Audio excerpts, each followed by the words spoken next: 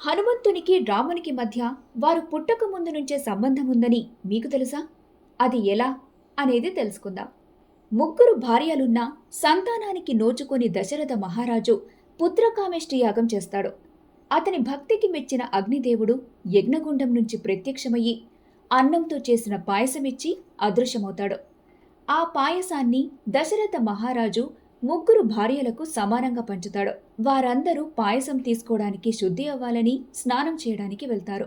అయితే సుమిత్ర స్నానానికి వెళ్లి వచ్చి తన కేశాలను ఆరబెట్టుకుంటుంటే అక్కడే ఉన్న పక్షి సుమిత్ర పాయసాన్ని తీసుకుని ఎగిరిపోతుంది.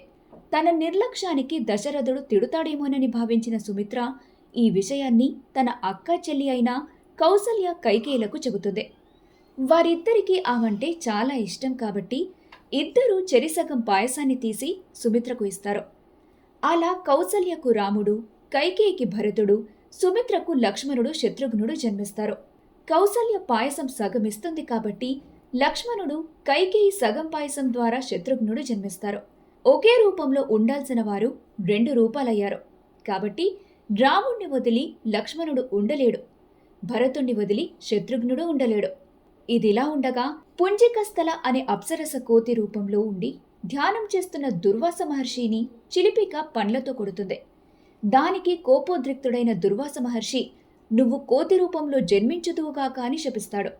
దానికి పుంజికస్థల క్షమించమని వేడుకోగా దుర్వాసుడు నువ్వొక బిడ్డకు జన్మనిచ్చాక ఈ శాపం విరమిస్తుంది అని చెబుతాడు.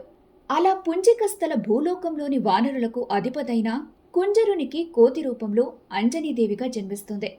అతను అంజనీదేవిని కేసరి అనే యోధుడైన వానర రాజుకిచ్చి పెళ్లి చేస్తాడు.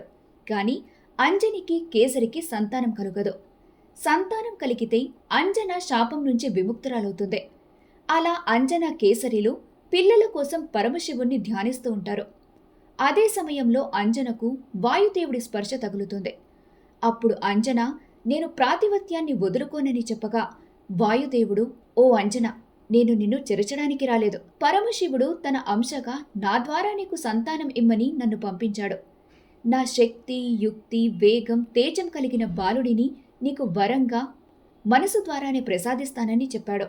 అలా అంజన వానర అవతారం ఎలాగైనా ముగుస్తుంది కాని ఈ గొప్ప అవకాశం వల్ల నాకు పుణ్యం, కీర్తి యుగయుగాలకు లభిస్తాయని ఆ వరాన్ని స్వీకరించింది. ఒక పక్షి సుమిత్ర పాయసాన్ని తీసుకెళ్ళింది అని చెప్పాగా, ఆ పక్షి పాయసాన్ని కింద పడేయగా వాయుదేవుడు తన శక్తితో ఆ పాయసాన్ని అంజనా చేతిలో పడేలా చేస్తాడు. అప్పుడు అంజన శివుని, వాయుదేవుని మహాప్రసాదమని ఆ పాయసాన్ని తింటుంది.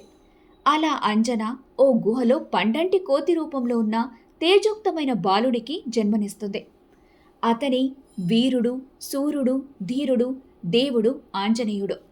అంజన ఆ బాలుణ్ణి చూసి ఆ బాలుడి ప్రేమకు బందీ అయి స్వర్గానికి వెళ్లకుండా శాపం ముగిసినా కూడా ఆ బాలుడి కోసం భూమి మీద ఉండిపోతుంది. ఒకే పాయసం వల్ల ప్రేమ అనే పాశంతో బందీ అయి ఉన్నారు కాబట్టి రాముడు, హనుమంతుడు దివ్యమైన బంధంగా మిగిలిపోయారు.